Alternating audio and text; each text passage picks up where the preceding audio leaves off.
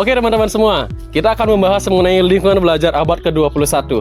Tapi sebelum itu, kita akan membahas dulu nih, lingkungan belajar itu apa sih? Karena ada pepatah yang mengatakan, tak kenal maka tak sayang. Jadi lingkungan belajar adalah suatu kondisi ataupun suatu tempat di mana kita bisa menciptakan suasana belajar yang optimal. Nah, bagaimana cara kita membuat pembelajaran itu atau proses pembelajaran itu lebih optimal atau lebih efektif? Jawabannya sangat gampang, yaitu dengan menggunakan penerapan metode pembelajaran yang relevan. Apa sih hubungannya antara metode pembelajaran yang relevan dengan lingkungan belajar, kemudian kita balik lagi ke lingkungan belajar abad 21? Kita akan bahas pada kali ini. Jadi lingkungan belajar abad ke-21 itu memiliki dua aspek penting di dalamnya. Tapi yang pertama-tama kita pikirkan mengenai lingkungan belajar abad 21 itu apa sih sebenarnya? Pastinya kita akan memikirkan mengenai teknologi. Teknologi dalam kehidupan kita sehari-hari itu seperti apa saja? Ya kita bisa lihat kita sebagai mahasiswa.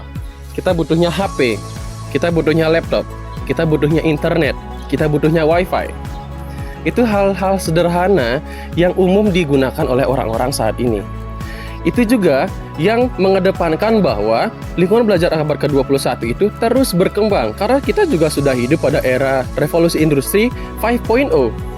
Nah, dalam penerapannya di sekolah, teknologi juga dapat digunakan. Misalnya, kita menggunakan teknologi interaktif. Nah, dengan teknologi interaktif itu, kita dapat gunakan kepada para siswa ataupun peserta didik kita untuk mencapai tujuan pembelajaran yang kita harapkan serta menghasilkan hasil pembelajaran yang memuaskan secara optimal. Kemudian aspek yang kedua adalah pendidikan inklusi. Apa sih hubungannya pendidikan inklusi dengan lingkungan abad ke-21? Jadi gini hubungannya teman-teman.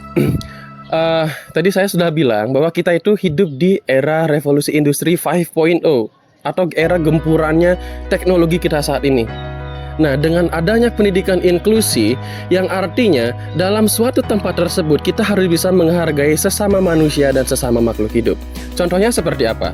Kita berkuliah di sini sebagai mahasiswa tentunya mengenal orang-orang baru, mengenal orang-orang dari luar itu sendiri. Misalkan saya sendiri orang Bali, tapi saya juga mempunyai teman yang di luar Bali, misal dari Sumatera, dari Jawa, dan lain-lain. Otomatis kita memiliki perbedaan suku, perbedaan bahasa, perbedaan logat, perbedaan warna kulit, perbedaan kemampuan. Misal saya kemampuannya di sini, kemampuan orang lain bisa di sini, dan juga ada kemampuan orang lain itu bisa lebih rendah dari kita. Itu kita harus bisa saling menghargai satu sama lain. Nah, dengan begitu harapannya kepada peserta didik ataupun siswa, mereka dapat mengembangkan lebih lagi nilai akademisnya yang sudah tentunya itu bakal terjadi, kemudian emosinya, serta yang paling penting adalah sosial. Dengan demikian, dapat saya simpulkan bahwa lingkungan belajar abad ke-21 adalah suatu tempat ataupun kondisi di mana kita bisa menciptakan suasana pembelajaran yang lebih menyenangkan dengan penerapan apa? Penerapan teknologi interaktif, kemudian pendidikan inklusi. Yang ketiga apa? Yang ketiga adalah metode pembelajaran yang relevan. Dengan ketiga aspek tersebut, maka saya percaya bahwa proses pembelajaran dapat berjalan lebih optimal dan lebih relevan lagi. Halo semuanya, jadi kali ini aku bakal jelasin mengenai teknologi dalam pembelajaran. Nah teman-teman kalian, jadi di dalam suatu pembelajaran yang dimana bergelut dengan teknologi, tentunya kita harus memiliki suatu inovasi-inovasi baru untuk menyelesaikan masalah pembelajaran nantinya. Nah, jadi perkembangan ilmu pengetahuan teknologi ini itu sangat pesat nih sekarang. Nah, tentunya nanti ilmu pengetahuan teknologi ini akan menjadi suatu disiplin ilmu ataupun program studi ataupun menjadi suatu profesi yang dimana akan membantu menyelesaikan permasalahan pembelajaran di dalam dunia pendidikan. Berbicara mengenai inovasi, jadi di sini aku bakal jelasin sedikit mengenai inovasi nih teman-teman sekalian. Nah, jadi inovasi itu merupakan suatu proses atau suatu upaya perubahan untuk memperbaiki ke arah yang lebih baik dan juga lebih benar. Nah, dengan adanya inovasi dalam suatu pembelajaran, itu dapat mengimbangi suatu perkembangan zaman yang sangat melesat atau melejit pada zaman saat ini, yaitu di dalam revolusi 5.0. Nah, jadi ketika kita menghubungkan itu inovasi dengan suatu proses pembelajaran atau pada saat proses pembelajaran itu berlangsung, itu dapat membantu siswa untuk berpikir kritis dan juga berpikir kreatif dan menciptakan lingkungan belajar yang lebih kreatif dan juga lebih inovatif. dalam satu proses pembelajaran dibutuhkannya yang namanya media pembelajaran. Jadi media pembelajaran ini merupakan suatu alat yang dipergunakan untuk menyalurkan materi kepada audiens atau kepada peserta didik. Nah, ketika kita menggabungkan satu media pembelajaran dengan inovasi teknologi pembelajaran, yang dimana itu akan membantu pembelajaran itu lebih interaktif dan juga lebih terinovasi tentunya. Seperti halnya itu contoh media pembelajaran audio, media pembelajaran visual, ataupun media pembelajaran audiovisual. Itu contoh itu ada yang namanya media pembelajaran berbasis video animasi dan juga komik digital. Nah, tentunya nanti para guru atau para peserta didik itu dituntut untuk mengikuti perkembangan zaman untuk menciptakan satu inovasi-inovasi media pembelajaran yang terbaru tentunya.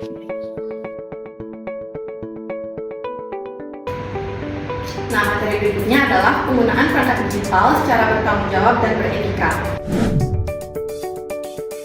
Nah, pada abad ke-21, di mana pendidikan lebih ditekankan dengan penggunaan teknologi dalam proses belajar mengajar. Ini mencakup literasi informasi, media, serta teknologi informasi dan komunikasi atau TIK. Terutama penggunaan teknologi digital dalam pendidikan. Literasi digital berarti kemampuan menggunakan internet untuk mencari informasi dan berkomunikasi serta memanfaatkan teknologi dengan baik sambil menghindari dampak negatifnya. Nah, literasi digital ini memiliki 4 bagian. Yang pertama yaitu keterampilan dasar literasi. Keterampilan membaca, menulis, menghitung, serta memahami dan berbagai informasi melalui platform digital.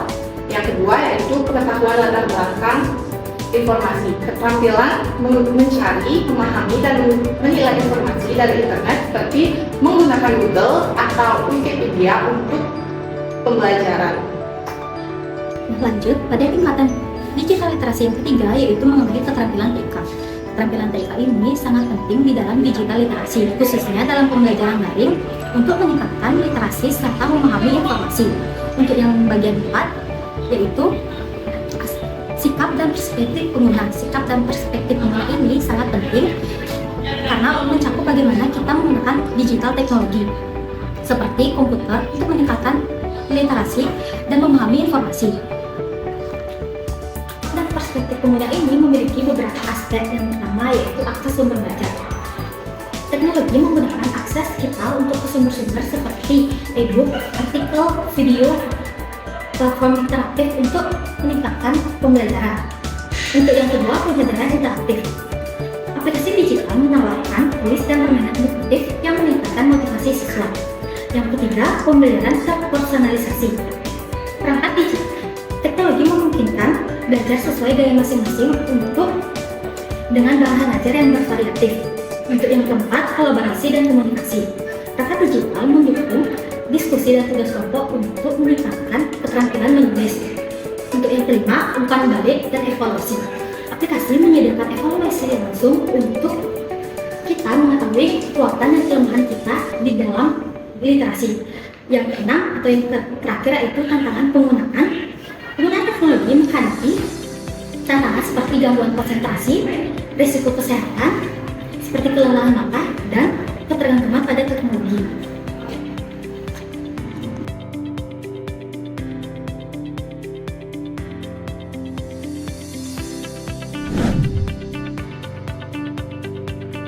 Mengenai terkait dengan kesiapan pengelolaan perubahan, seperti yang kita ketahui, era digital sudah begitu marak di zaman sekarang. Hal itu ditandai dengan luasnya jangkauan jaringan internet. Namun, ada juga yang masih belum terjangkau jaringan internet, dan bahkan masih berupa wilayah black spot. Kondisi seperti itu berimplikasi terhadap perkembangan pelayanan pendidikan, sehingga juga berkonsekuensi terhadap karakteristik guru dan siswanya, meskipun sudah berada dalam abad 21. Sekolah, guru, dan siswa di daerah perkotaan memang sudah terkoneksi jaringan internet, dan bahkan ada pula wilayah yang sama sekali belum terjangkau infrastruktur telekomunikasi. Akan tetapi, pada abad 21 sekarang ini masyarakat Indonesia memang sudah menjadi bagian tidak terpisahkan dengan era digital.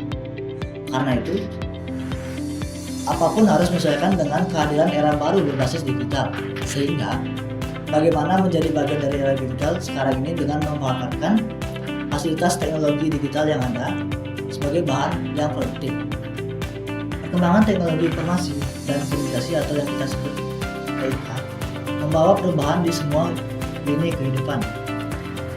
Peserta didik abad 21 hidup dalam lingkungan digital yang penuh dengan arus informasi. Banyak negeri melakukan reformasi terhadap tujuan dan praktek pendidikan akibat pengaruh perkembangan TIK dan berbagai bentuk inovasi pendidikan. Harapan terbesar dari inovasi pendidikan adalah adanya dukungan dan pengintegrasian TIK dalam proses pembelajaran sehingga mempengaruhi mutu pengalaman belajar peserta didik.